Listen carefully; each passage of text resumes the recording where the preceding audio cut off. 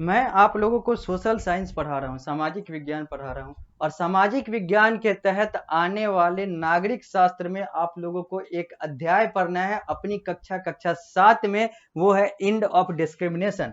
और end of discrimination यानी कि भेदभाव पक्षपात के खात्मे की बात हम लोग अलग अलग कक्षाओं के माध्यम से हम लोगों ने किया है और मैंने बताया है हर वो कंसेप्ट जो आप लोगों को पीएसबीआई और पारस प्रकाशन पुस्तक के अनुसार पढ़ने हैं। पीएसबीआई बोर्ड और पारस प्रकाशन पुस्तक के अनुसार पढ़ने हैं। अब यह कक्षा जो है इसी अध्याय का आखिरी कक्षा होगा, अंतिम कक्षा होगा, जहां पर मैं बचे हुए भाग को आप लोगों को पढ़ाऊंगा। इसके साथ क्विक रिकॉल होगा पूरे अध्याय का और हम लोग एक्सरसाइज और क्रिएटिव एक्टिविटी की बात करते हुए इस अध्याय को समाप्त करेंगे। तो आगे बढ़ते हैं और बात करते हैं उन सारे पहलुओं की जो हम लोगों ने अभी किया नहीं है। लिखा हुआ है all economic resources should be within access to poor section. जितने भी इकोनॉमिक रिसोर्सेज हैं, आर्थिक संसाधन है, वो गरीब व्यक्ति तक या गरीब वर्ग तक भी उसका पहुंच होना चाहिए। Economic equality will make democracy and if every person is able to get necessary economic resources to live with self respect।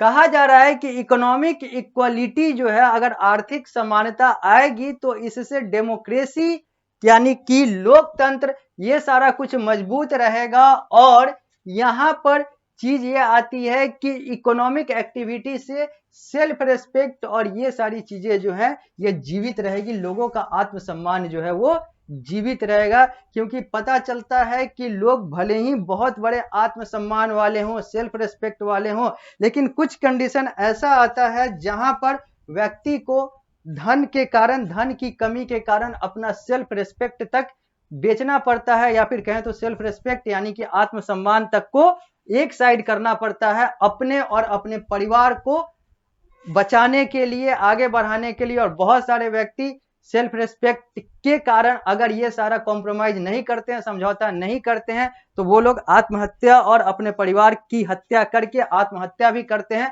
ऐसा भी हम लोगों ने और हम लोग अपने देश और दुनिया के तौर पर अगर उदाहरण के रूप में देखें तो ऐसा भी बहुत सारा उदाहरण मिलता है। कौन सही है कौन गलत है बात ये नहीं है, बात ये है कि हाँ, अगर आर्थिक संकट है तो इससे ये दोनों कंडीशन आएंगे। अब दोनों में कौन सही है कौन गलत है, किसी एक को सही भी नहीं कह सकते, किसी एक को गलत भी नहीं कह सकते। दोनों अपने अपने जगह पर लॉजिकली सही है तो दोनों अपने अपने जगह पर लॉजिकली गलत है। लेकिन हाँ, दोनों में एक ही पहलू है सेल्फ रेस्पेक्ट का।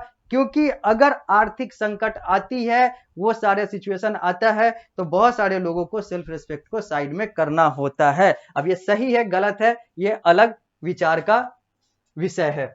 लिखा हुआ है a large number of people in India still has no permanent house. Bharat में आज अधिकांश बहुत सारे लोगों को या फिर बहुत सारे लोगों के आज अपने घर नहीं है, स्थिर घर नहीं है। They are living in shabby condition on footpath.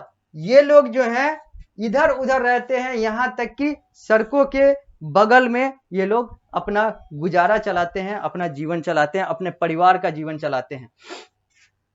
How can we expect of such disadvantageous people that they will make use of their voting right or right of direction in right direction। अब हम लोग ये कैसे उम्मीद कर सकते हैं कि ऐसा व्यक्ति जो है, जो जिसके पास खाने के लिए पैसा नहीं है, परिवार को रखने के लिए पैसा नहीं है, कपड़े के लिए पैसा नहीं है, वस्त्र के लिए पैसा नहीं है, वो लोग डेमोक्रेसी को कैसे जीवित रख पाएंगे? वो लोग डेमोक्रेसी में अपना जो मताधिकार है उसको कैसे उसके साथ न्याय कर पाएंगे? या तो वो जाएंगे ही नहीं मतदान करने, या फिर उसी के लिए मतदान करेंगे जो मतदान के समय उन्हें पैसा देकर और अलग अलग चीजें देकर जाएगा, कंबल देकर जाएगा, दारू देकर जाएगा, अलग अलग चीजें देकर जाएगा, तो ये उन्हीं के लिए करेंगे। तो हम लोग फिर कैसे कह सकते हैं, या फिर समाज जो है कैसे सीधा आरोप लगा सकता है कि ये सारी चीजें जो हैं वो, यानी कि राजनीति में ये सारे जो पैसे हैं, लोग पैसे पर बिक जाते हैं, ये सारी चीजें जो हैं ये भी कहीं ना कहीं सही दिखता है। क्योंकि ऐसे लोग आखिर करें तो करें क्या? लेकिन सबसे बड़ी बात यह आती है कि अगर ये ऐसी स्थिति में है, ये सारे कंडीशन में है, तो इसके लिए सबसे बड़ी जिम्मेवारी इन्हीं की बनती है। हम किसी के साथ, आप किसी के साथ या हम लोग किसी के साथ कहेंगे कि नहीं यह शोषित है, यह विक्टिम है, ये है, ये वो है, अगर सही तरीके से देखा जाए तो कोई भी शोषित या विक्टिम तब होता है जब वो अपने आप को शोषित करवाता है या फिर उसके लिए तैयार रहता है। अगर व्यक्ति खुद से मजबूत रहे, खुद से आर्थिक तौर पर आगे बढ़े, कार्य करे, तो बहुत सारे ऐसे उदाहरण समाज में दिखेंगे जो बहुत कम समय में या फिर एक पीढ़ी के बाद ही उसका परिवार जो है गरीबी से अमीरी और बहुत बड़े अमीरी की तरफ चला जाता है। तो बहुत सारे ऐसे परिवार हैं जो अमीरी से गरीबी की तरफ चले जाते हैं। तो ये सब जो है ये उसके मेहनत, ये सब उसके दिशा और ये सारी चीजें जो है उसके कर्तव्य और कार्य के आधार पर निर्धारित होता है। तो अगर कोई गरीब है, अगर कोई पुअर है, तो हाँ उसका समर्थन करना चाहिए, उसका मदद किया जा सकता है, लेकिन आगे तो उसको खुद बढ़ना होगा। अगर कोई गरीब है तो वो अपने कारण से गरीब है, समाज के कारण से गरीब नहीं है। ये चीज है और यही वास्तविकता है। और जो व्यक्ति इस चीज को मान लेगा वो बहुत जल्द सही दिशा में चला जाएगा और बहुत जल्द अमीर हो जाएगा। तो किसी को गरीबी के नाम पर आरक्षण देना, किसी को इस जाति के नाम पर आरक्षण देना, ये सारी चीजें जो है यह नहीं होना चाहिए।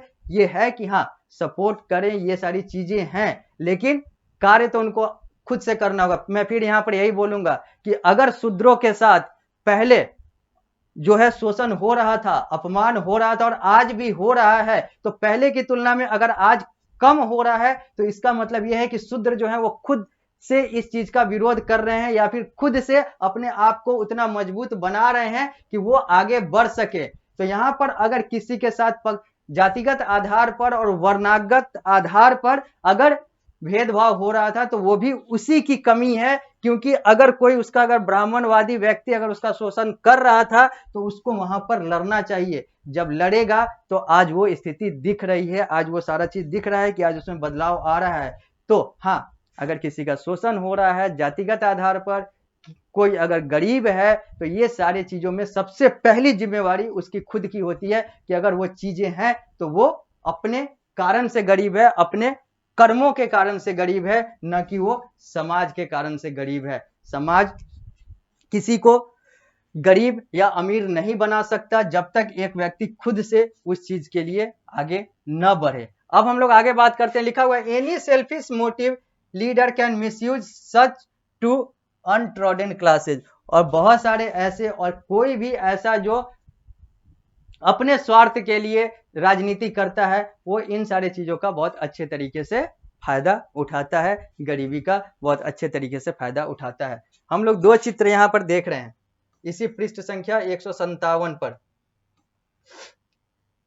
पहले चित्र में है गरीब व्यक्ति को कंबल दिया जा रहा है, खाना साड़ी वगैरह ये सारा कुछ दिया जा रहा है और उस पर भी चित्र खिंचवाया जा रहा है, तस्वीर लिया जा रहा है। और इसको ये तो एक चित्र है, आज बहुत सारे लोग जो हैं वो गरीबों को खाना देने जाते हैं, कपड़ा देने जाते हैं, वस्त्र देने जाते हैं और उसको सिर्फ देते नहीं है, उसके साथ उसका तस्वीर खींचा जाता है, फिर उसको सोशल मीडिया और अलग अलग माध्यम से दिखाया जाता है कि मैं मदद कर रहा हूं। तो यहां पर चीज यही आ जाती है कि मदद में भी जो सोच है वो नेक नहीं है। यहां पर भी वो व्यक्ति अपने ही फायदे के लिए या फिर अपने ही लिए वो सारा कुछ कर रहा है। तो यहां पर भी स्थिति वैसी ही दिखती है इस चित्र में भी। यहां पर साड़ी नहीं दिया जा रहा है, यहाँ पर कंबल नहीं दिया जा रहा है, वो तो दिया ही जा रहा है, लेकिन यहाँ पर सारे लोगों का चेहरा जो है वो कैमरे की तरफ है। तो दूसरा जो है वो एक poor lying on the road, एक व्यक्ति जो है जो गरीब व्यक्ति है वो सड़क किनारे सोया हुआ है, लेटा हुआ है। ये सारी अवस्था जो है ये दिखाती है कि किस स्थिति में हमारा समाज और हमारा भारतीय समाज है। अब हम लोग बात करेंगे क्विक रिकॉल का, क्योंकि अध्याय तो हुआ समाप्त। अब इस 7 बिंदु में हम लोग इस पूरे अध्याय को रिकॉल करेंगे, पुनर्जीवित करेंगे, या फिर कहें तो एक साथ फिर से रिकॉल कर लेंगे। पहला, discrimination is ill treatment on the base of caste, colour, race, sex, religion and status. Discrimination यानी कि भेदभाव का मतलब होता है गलत व्यवहार या फिर खराब व्यवहार।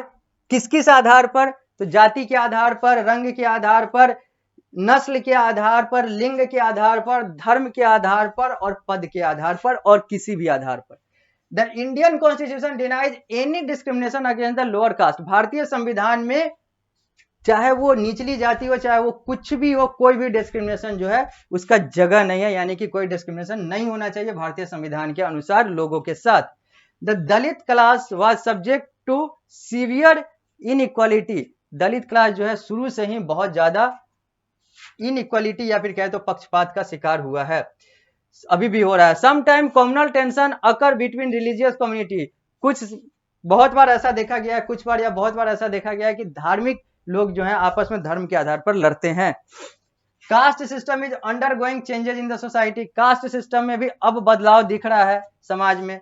इकोनॉमिक इक्वालिटी जैसे एसेंशियल फॉर डेमोक्रेसी। लोकतंत्र के लिए आर्थिक समानता बहुत ज्यादा जरूरी है। India is a secular state. Bharat जो है एक धर्मनिरपेक्ष देश है, यहाँ पर सारे धर्म को बराबर माना जाता है। अब हम लोग आते हैं एक्सरसाइज पर। एक्सरसाइज में आपसे अलग अलग प्रश्न पूछे गए हैं। यहाँ पर मल्टीपल चॉइस क्वेश्चन भी है, तो यहाँ पर पृष्ठ संख्या 158 पर आते हैं, तो यहाँ पर आप लोगों को फिल इन द ब्लैंक्स वाले भी प्रश्न पूछे गए हैं। ट्रू फॉल्स भी है, very short answer type question, short answer type question, long answer type question पूछे गए हुए हैं। इन सब के उत्तर आप लोगों को देने हैं। यह आपके पुस्तक में भी है, सामने स्मार्ट बोर्ड पर दिख ही रहा है। कहीं पर भी कोई भी समस्या आता है आप लोगों को प्रश्न करने में, या फिर प्रश्न में कोई भी समस्या दिखता है आप मुझसे पूछ सकते हैं। इस अध्याय में कोई भी समस्या आया हो या फिर समझ में ना आया हो आप मुझसे पूछ सकते हैं। इसके अलावा मैंने अभी तक आप लोगों को जितना भी पढ़ाया है, जितना भी, उसमें कहीं पर भी कोई भी समस्या आता है आप लोग मुझसे पूछ सकते हैं। और अंत में क्रिएटिव एक्टिविटी दिया हुआ है, रचनात्मक कार्य है, जहां पर 4 प्रश्न आप लोगों से पूछे गए हुए हैं, इसके उत्तर भी देने हैं। और कहीं पर भी कोई भी समस्या आता है आप मुझसे पूछ सकते हैं। तो यह अध्याय हुआ समाप्त। हम लोग ने कर दिया डिस्क्रिमिनेशन का खात्मा, इंड ऑफ डिस्क्रिमिनेशन का भी इंड हो गया। अब हम लोग मिलते हैं अगली कक्षा में, तो हम लोग किसी और अध्याय की बात करेंगे।